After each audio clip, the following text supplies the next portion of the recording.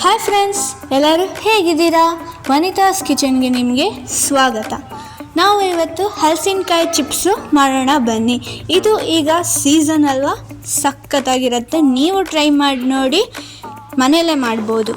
ನೀವೇ ನೋಡ್ಬೋದು ಎಷ್ಟು ಗರಿ ಗರಿಯಾಗಿದೆ ಅಂತ, ಸಖತ್ತಾಗಿತ್ತು.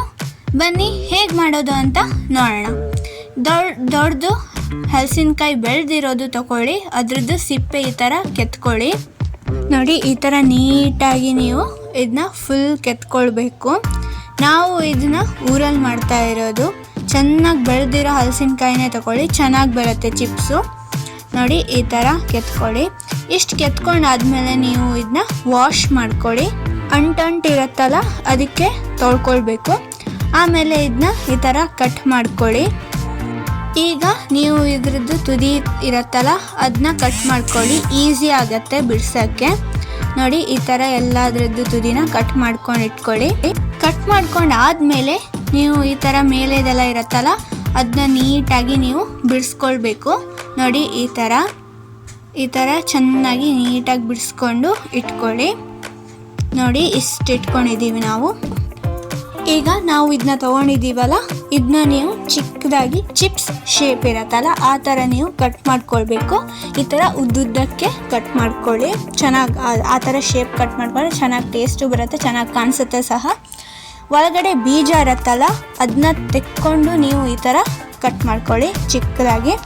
ಕಟ್ ಮಾಡ್ಕೊಂಡಾದ್ಮೇಲೆ ನೀವು ಇದನ್ನ ಎಣ್ಣೆಲಿ ಫ್ರೈ ಮಾಡ್ಕೊಳ್ಬೇಕು. ಇದು ಎಲ್ಲರಿಗೂ ತುಂಬ ಅಂದರೆ ತುಂಬಾ ಇಷ್ಟ ಆಗುತ್ತೆ. ಇದು ಅಂಗಡಿಲಿ ಸಿಗೋ ಚಿಪ್ಸ್ ಥರನೇ ಆಗುತ್ತೆ, ಆದರೆ ಬೇರೆ ಥರ.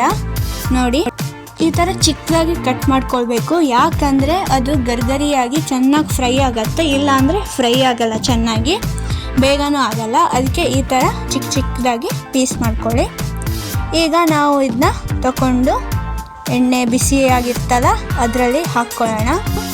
ಚೆನ್ನಾಗಿ ಫ್ರೈ ಮಾಡ್ಕೊಳ್ಳಿ. ಸ್ವಲ್ಪ ಹಾಕ್ಕೊಂಡು ನೀವು ಇದನ್ನ ಫ್ರೈ ಮಾಡಬಹುದು, ಚೆನ್ನಾಗಾಗತ್ತೆ. ಇದನ್ನ ನೀವು ಟೀ ಕುಡಿಯೋ ಸಮಯದಲ್ಲಿ ನೀವು ಇದನ್ನ ಹಾಕ್ಕೊಂಡು ತಿನ್ಬೋದು, ಸಖತ್ತಾಗಿ ಟೇಸ್ಟ್ ಕೊಡುತ್ತೆ. ಆಮೇಲೆ ಮಕ್ಕಳಿಗೂ ಸಹ ಸ್ನ್ಯಾಕ್ಸ್ ಥರ ಹಾಕ್ಕೊಂಡು ಕಳಿಸ್ಬೋದು, ಸ್ಕೂಲಿಗೂ ಸಹ.